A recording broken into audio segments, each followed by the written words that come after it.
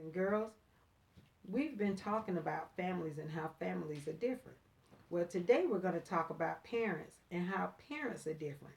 Some families have two parents in the home, some families have one parent in the home. Well, today we're going to talk about a little boy that lives with his mother, only one parent. And he's going to tell his mother about his imagination, how he thinks about having a father in the home with him. The title of this book is A Father Like That. A Father Like That. The author of this book, the person that wrote the words in the book, is Charlotte Zolotow. And the illustrator, the person that drew these lovely pictures, is Lee Yuen Pham. I wish I had a father, but my father went away when I was born. I say to my mother, you know what he'd be like? What? She says. If he were here, we leave the house together every day. We walk to the corner together. And he'd go left and I'd go right to school.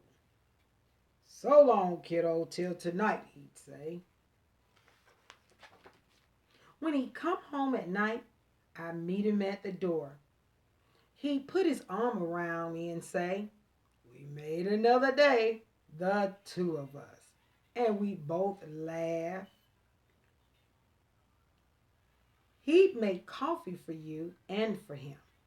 And he'd make you sit down with him before dinner. After dinner, we all do the dishes together instead of just you and me. And I'd do my homework, and when I got stuck, he'd show me how. And pretty soon we'd say, hurry up so we can play a game, checkers before bedtime.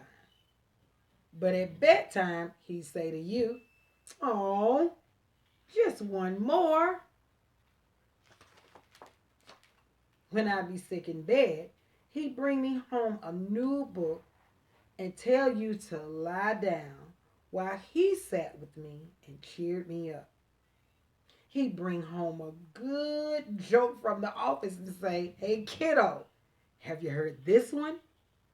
And I'd tell it to all the kids the next day.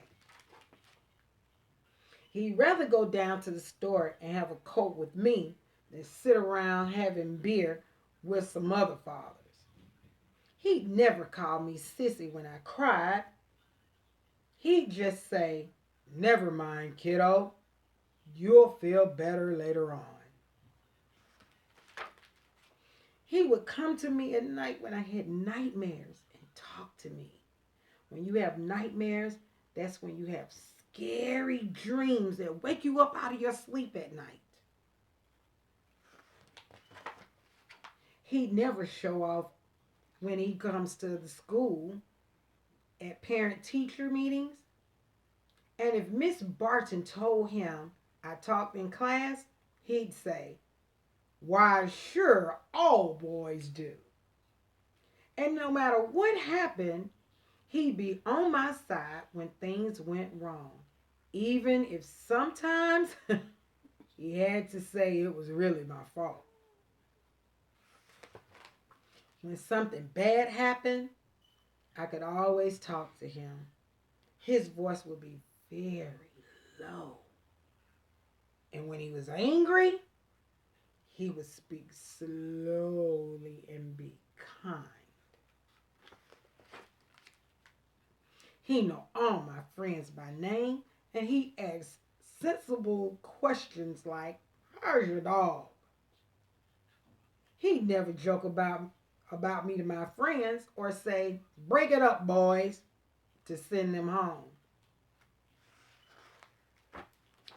He'd understand why I don't want to wear that green shirt. And he'd say to you, you were never a boy. You don't know. He would wrestle with me. And when I wanted, he wouldn't mind if I pounced on him a bit. When you pounce, you're jumping. He listened to the doubleheaders together on TV. Doubleheaders is sports.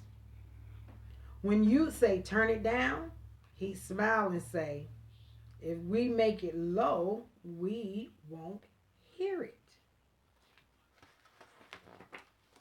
And all the while I'm telling this to my mother, she's sewing very fast. I'll tell you what, she says when I stop talking. I like the kind of father you're talking about. And in case he never comes, just remember when you grow up, you can be a father like that yourself.